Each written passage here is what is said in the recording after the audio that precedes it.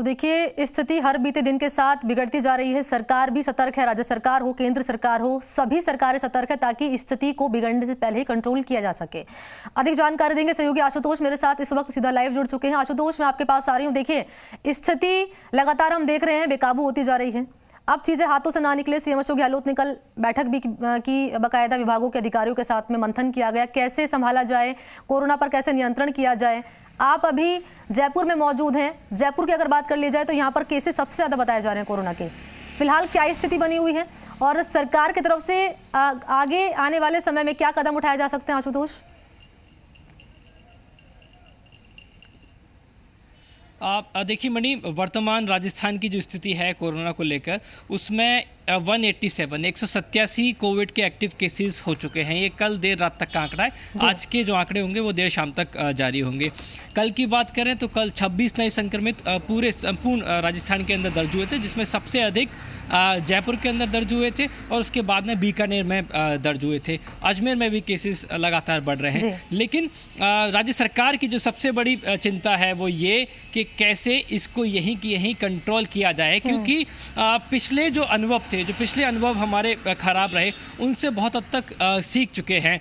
पूरा देश सीख चुका है। राजस्थान कोरोना प्रबंधन के अंदर बहुत अच्छा काम करके राजस्थान ने एक मिसाल कायम की थी। और कल की जो बैठक थी वो इसलिए बहुत महत्वपूर्ण थी क्योंकि इसके अंदर चिकित्सा विभाग शामिल था, हमारी सरकारी मशीनरी शामिल थी, तमाम कलेक्टर शामिल थे, CMHO शामिल थे। खासतौर पे वो एक्सपर्ट का पैनल शामिल था जिसने पिछली दफ़ा लगातार फीडबैक दिया था।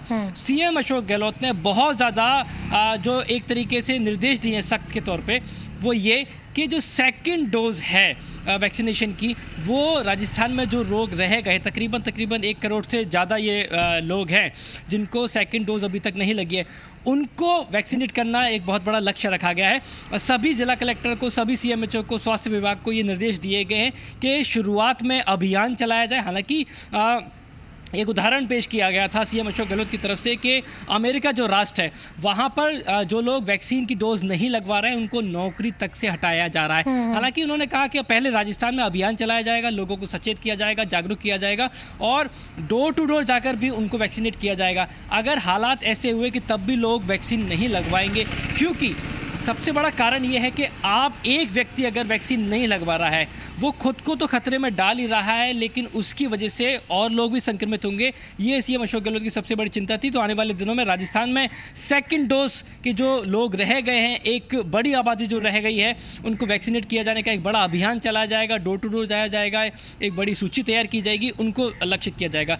दूसरी सबसे बड़ी चिंता उनकी ये थी कि स्कूलों के अंदर जो back to back students positive आ रहे हैं, उसको कैसे रोका जाए, कैसे इस तरह की कोई रणनीति बनाई जाए कि ये यहीं की यहीं रुक सके। इसके अलावा जो ट्रैवलिंग को लेके गाइडलाइन है, उस पर बहुत ज़्यादा मंथन किया गया था, क्योंकि अफ्रीका के अंदर जो वायरस पाया गया है, उसके अंदर जो म्यूटेट हुआ है जो वायरस, वो बहुत घातक बताया जा रहा है। यहाँ तक कि जो मेडिकल एक्सपर्ट बैठा हुआ था उस समीक्षा बैठक के अंदर उन्होंने कहा कि ये प्राण घातक भी हो सकता है। लेकिन अभी राहत यह है कि भारत में इस तरह का कोई भी नया वेरिएंट सामने नहीं आया है। राजस्थान की बात करें, जीनोम सीक्वेंसिंग शुरू हो चुकी है, यानी कि अब जो बैक टू बैक सैंपल्स लिए जा रहे हैं उनमें से चुनिंदा सैंपल्स को भेजा जा रहा है जीनोम सीक्वेंसिंग के लिए। अब राजस्थान के जो SMS मेडिकल कॉलेज है, यहाँ भी जीनोम सीक्वेंसिंग हो रही है। उससे ये पता चल जाएगा कि कोई नया वेरिएंट तो डेवलप नहीं हो चुका है। कल तक के लिए राहत की बात यह है कि अभी कोई नया वेरिएंट नहीं हुआ है। आखिरी डेल्टा प्लस जो वेरिएंट था वो बीकानेर में एक महिला के अंदर पुष्टि हुई थी। लेकिन राज्य सरकार पूरी तरीके से अलर्ट है। 4 राज्यों के अंदर केंद्र सरकार की तरफ से ये अलर्ट जारी कर दिया गया है कि 4 राज्यों में जो एयरपोर्ट है, जिसमें केरल शामिल है, महाराष्ट्र शामिल है और कुछ और अन्य राज्य भी शामिल है, जहां पे एयरपोर्ट पे RT-PCR जो टेस्ट है वो अब अनिवार्य कर दिया गया है। तो जल्द संभवतः राजस्थान में भी इसको लेकर मंथन किया जाएगा, इस तरह के निर्देश जारी किए जाएंगे। ट्रैवलिंग पे बहुत ज़्यादा फोकस करने की ज़रूरत रहेगी, क्योंकि ये ट्रैवलिंग के जरिए ही कहीं ना कहीं फैलता हुआ दिखाई देगा।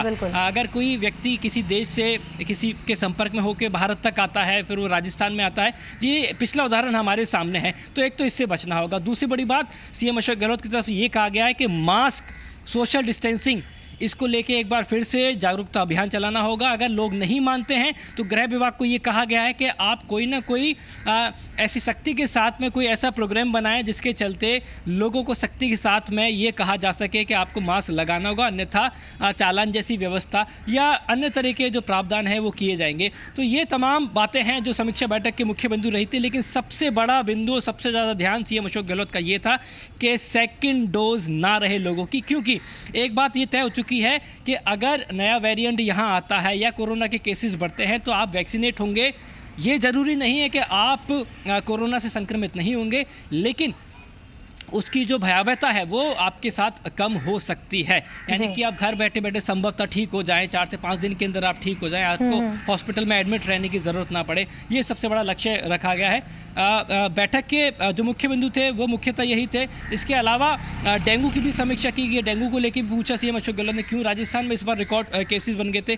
तो ये मुख्य बातें थी, बैठक का अहम हिस्सा थी। जहाँ तक राजस्थान की बात करें, पिछले तकरीबन 1 महीने के अंदर लगातार कोरोना के जो केसेस हैं वो बढ़ते हुए नजर आ रहे हैं। और एक बड़ी चिंता सीएम अशोक गहलोत की ये है कि पहले ही हम तैयारी कर लें, कोई भी जो बिंदु है वो अछूता ना रहे। कहीं पे भी राजस्थान चांस लेना नहीं चाहता, इसीलिए स्कूलों में भी एक बार फिर से रिव्यू करने की ज़रूरत है। उन्होंने मुंबई का उदाहरण दिया सीएम अशोक गहलोत ने। उन्होंने कहा कि मुंबई के अंदर स्कूल्स में 1 सप्ताह के अंदर 3 से 4 बार सैंपल्स लिए जा रहे हैं बच्चों के। यानी कि जल्द राजस्थान के अंदर भी कुछ इस तरह के प्रावधान हो सकते हैं कि जल्दी जल्दी स्कूल में सैंपल लिए जाएं ताकि हम स्टूडेंट्स को सुरक्षित रख सकें। क्योंकि अगर एक बार ही बच्चों में तेज़ी से संक्रमण फैल गया तो कहीं ना कहीं दिक्कतें हो सकती हैं। इसके अलावा बैठक का मुख्य बिंदु ये भी था कि संभावित जो 3rd वेव है उसको लेकर हमारी जो तैयारियां चल रही थी वो कितनी आगे बढ़ चुकी है। आशुतोष, मुझे संक्षेप में आप जवाब दीजिएगा। छोटा सा सवाल आपसे मेरा ये है कि देखिए, तमाम बातें आपने बता दी सिलसिलेवार तरीके से, बैठक में किन किन चीजों को लेकर मंथन हुआ है।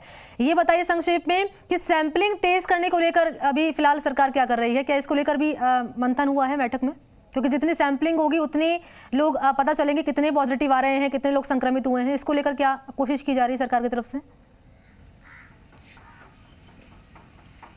देखिए मणि, बिल्कुल आपने बहुत महत्वपूर्ण बात की। सैंपलिंग को लेके भी इस बैठक के अंदर निर्देश जारी किए गए कि सैंपलिंग की जो संख्या है उसको और ज़्यादा बढ़ाया जाए। और दूसरी बात, रैंडम सैंपलिंग की जाए, क्योंकि अभी हमें बहुत ज़्यादा ये नहीं पता है कि ये वर्ग इस समूह के अंदर संक्रमित हो सकता है। तो अब रैंडम सैंपलिंग के भी निर्देश जारी कर दिए गए। ठीक है आशुतोष, शुक्रिया तमाम जानकारी के लिए। महत्वपूर्ण जानकारी सहयोगी आशुतोष ने जारी की और बताया कि किन किन बातों को लेकर